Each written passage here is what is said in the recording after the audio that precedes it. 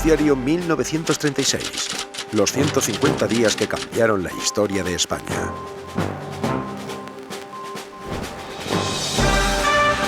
Noticiario independiente de la tarde. Desde nuestros estudios de la calle Antonio Maura de Madrid.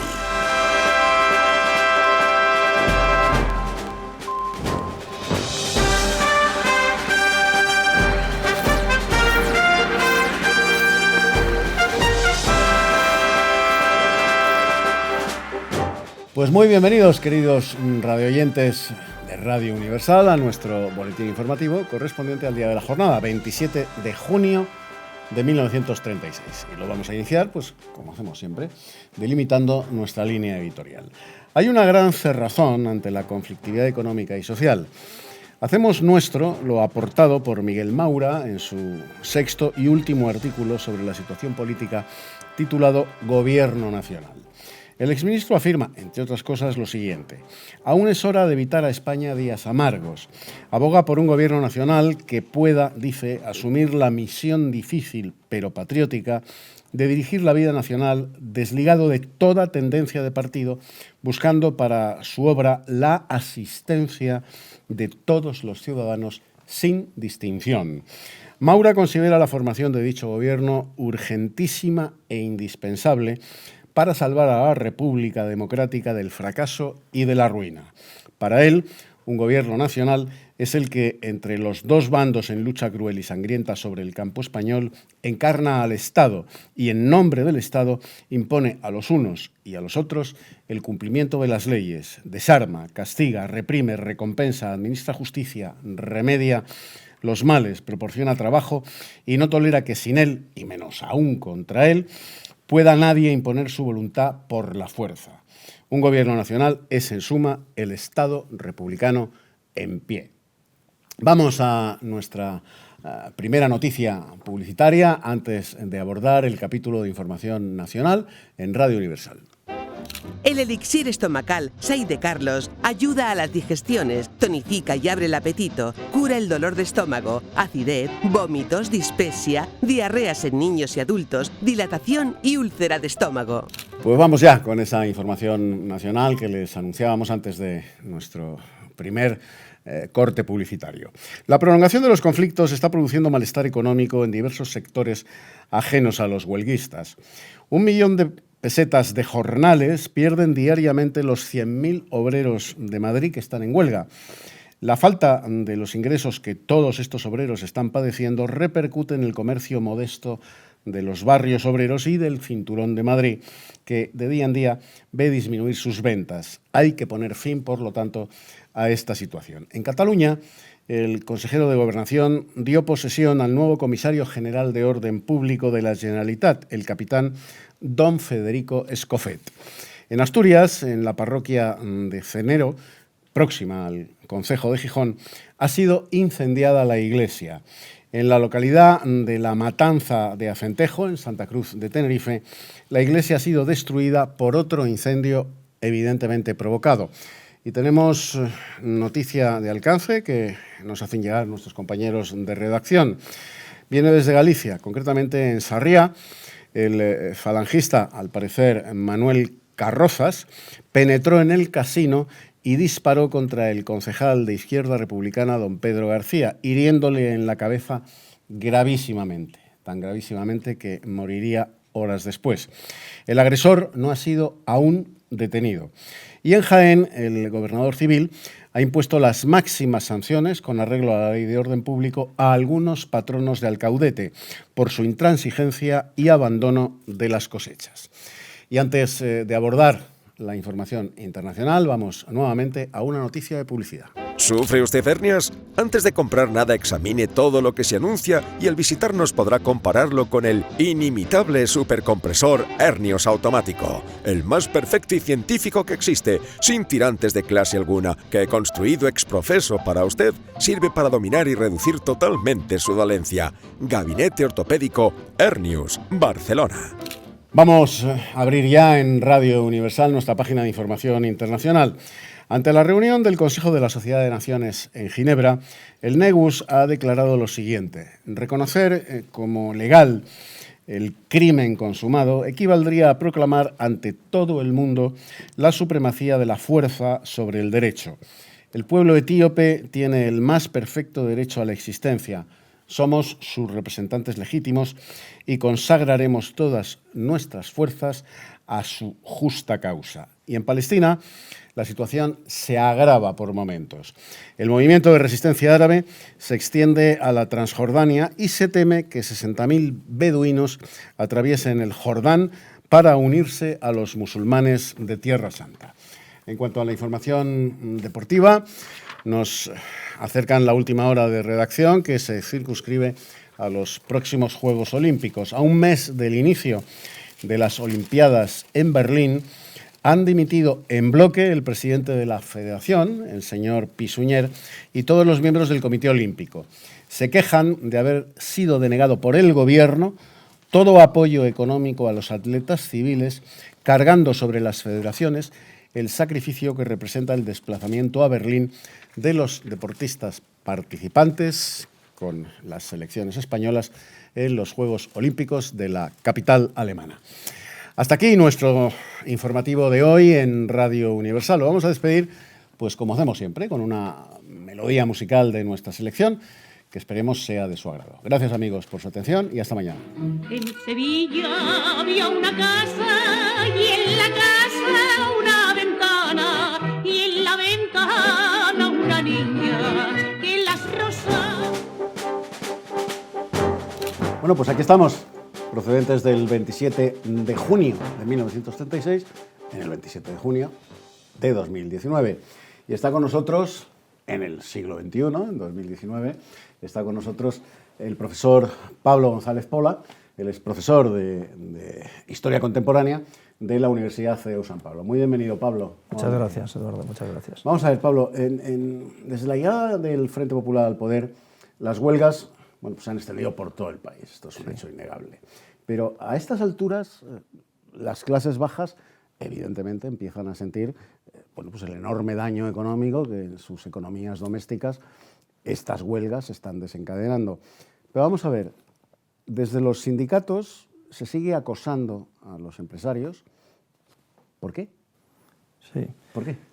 Sí, efectivamente es un periodo muy fuerte de huelgas. Hay que tener en cuenta que en todo el periodo de Frente Popular es una reivindicación de lo que se deshizo, según ellos, en el 34 y el 35, y entonces hay una reivindicación, por ejemplo, de subidas salariales, de acortamiento de lo que es la jornada laboral, y esto lo que provoca es el cierre de muchos talleres y de muchas fábricas. Y efectivamente parece mentira porque ya se dieron cuenta de esto estos partidos como Izquierda Republicana, incluso el Partido Comunista dijo que era contraproducente hacer este tipo de huelgas, que podía ir en contra del propio trabajador. Pero yo creo que los políticos de aquella época, sobre todo los del Partido Socialista, Largo Caballero, enfrentado a Prieto, no se atrevieron a acabar con ello o a poner coto a este tipo de huelgas que, como digo, fue nefasto para la propia clase trabajadora, para no perder apoyos sociales. Y ese fue el gravísimo problema de este periodo. Y se cerraron, como digo, muchísimas fábricas debido a esto. O sea que desde el poder se ejercía la máxima leninista de cuanto peor mejor. Pues, porque claro, que sean los partidos de izquierdas cuyo objetivo es, en teoría, la estabilidad y la prosperidad de los trabajadores, los que estén convocando esas propias huelgas en contra de los intereses de los trabajadores, esto nos lleva a pensar que lo que pretendían es la revolución y no la prosperidad de los trabajadores. Probablemente, o se les fue de las manos. No quisieron, esto pasa también en el orden público, no quisieron contraponer y dejar hacer para no perder apoyos, que era la obsesión, concretamente del Partido Socialista, máximo responsable de la UGT. Y llevó al enfrentamiento entre prietistas y largocaballeristas, precisamente por esto. No se atrevieron, dejaron y claro, las consecuencias fueron nefastas. Pablo González Pola, vamos a ver. Son detenidos varios patronos agrícolas por no recoger sus cosechas, pero esto suponía su ruina, ya que vivían del campo, evidentemente. Además, son detenidos por el gobierno. ¿Pero qué está pasando? Sí. Pues es un poco como lo anterior, que adaptado al tema agrícola. Es decir, de repente, todas las reivindicaciones de esos primeros años de la República que no se han desarrollado en el bienio derechista, vuelven otra vez con muchísimo ímpetu. Entonces se obliga, por ejemplo, a los patronos a contratar a los trabajadores, pero por orden de llegada a los centros de contratación, no como ellos querían, de acuerdo a las capacidades de cada trabajador. Luego, además, es un periodo en el que hay muchísimas ocupaciones de tierras, con lo cual, claro, los propietarios se dan cuenta de que, bueno, de que es un proceso casi revolucionario. Esto hace que, claro, el patrono bueno, no pueda trabajar bien, por así decirlo. Luego, también el invierno y la primavera del 36 hay que tener en cuenta que fue muy mala desde el punto de vista climatológico, sobre todo en Castilla-La Mancha, Extremadura, y esto provocó también una serie de conflictos, incluso algunos bastante graves, entre trabajadores agrícolas y los propietarios.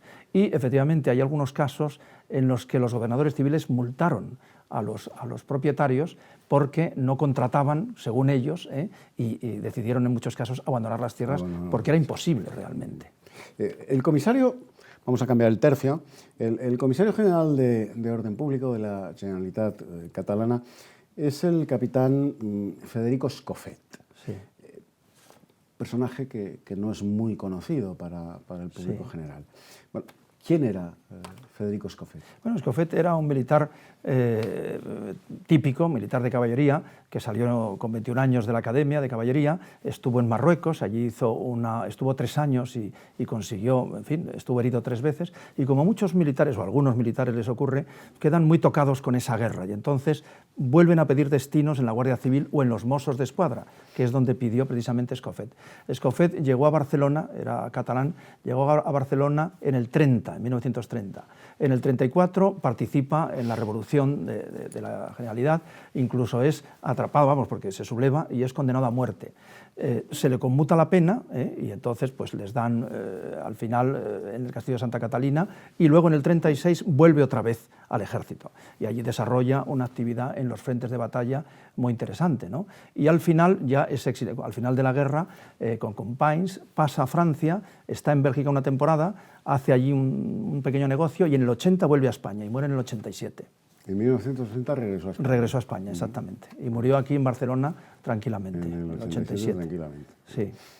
En Palma del Condado, Pablo, los sindicatos sustituyen el dinero, esto es algo muy propio de los procesos revolucionarios, en ciernes o ya culminados, Sí, ¿no? exacto. Sustituyen el dinero por vales sindicales. Sí.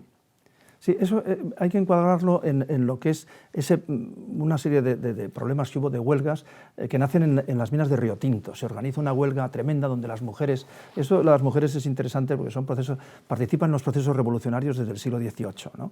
Entonces, bueno, las mujeres consiguen hacer huelga para mejorar las condiciones y eso se va trasladando a todos los pueblos de la provincia. Incluso en la propia Huelva hay una huelga enorme en la que no participan, o sea, en la que no trabajan fundamentalmente los salineros, la gente que está en el puerto, y entonces, bueno, pues tiene que ir el cuerpo de intendencia a hacer el pan, ¿no? Llega a Palma del Condado y lo que hace el ayuntamiento, para que no hubiera desestablecimiento de lo que son los víveres, lo que hace es coger todos los víveres y dar vales con arreglo a las familias para que pudieran retirar esos víveres, y no hay dinero. Ese efectivamente es un proceso revolucionario típico. O sea, no lo cambian por la moneda, como si hizo Belarmino Tomás cuando proclamó la independencia del reino asturleonés. Exacto, que había unos vales. Los famosos belarminos. Exactamente, los belarminos, justamente. Consejo de Castilla y León. Exactamente, el Consejo asturleonés.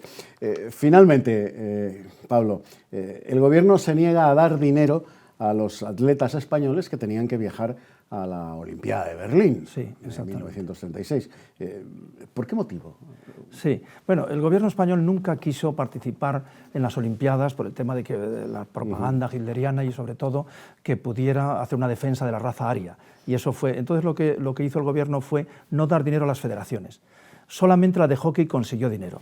Y entonces Pi-Sunyer, que era entonces es un médico presidente del Comité Olímpico, se enfadó mucho, dijo que no, que había que ir, porque lo mismo que se iba a congresos científicos, la Olimpiada es algo que tenía mucho que ver con la paz, y pese a todo, el gobierno español no les dejó ir y no les dio dinero. Parece ser que fue solamente la Federación de Hockey que consiguió ir y participar. Se enfadó mucho Pi-Sunyer, dijo que no podía ser, hizo una suscripción muy curiosa en algunos periódicos, en La Vanguardia, para que las federaciones conseguir dinero para poder ir. Y eso fue, ni siquiera llegó con eso, de manera que ya dimitió todo el Comité Olímpico. Fíjate que la Federación de Hockey Probablemente nuestros oyentes se pregunten por qué concretamente la Federación de Hockey. Bueno, la región española más potente en este deporte, en el hockey y patines, toda la vida, ha sido la catalana. Exacto. Sí. Que el gobierno sí le diera dinero exclusivamente a la sección de hockey para acudir a las Olimpiadas del 36, no deja de ser muy elocuente. Muy revelador. Muchísimas gracias a Pablo González Pola, profesor de Historia Contemporánea de la Universidad CEU San Pablo, y les garantizo que volverá a estar con nosotros, ya lo verán. Y a todos ustedes, gracias amigos, muchas gracias por su atención y hasta mañana. Adiós.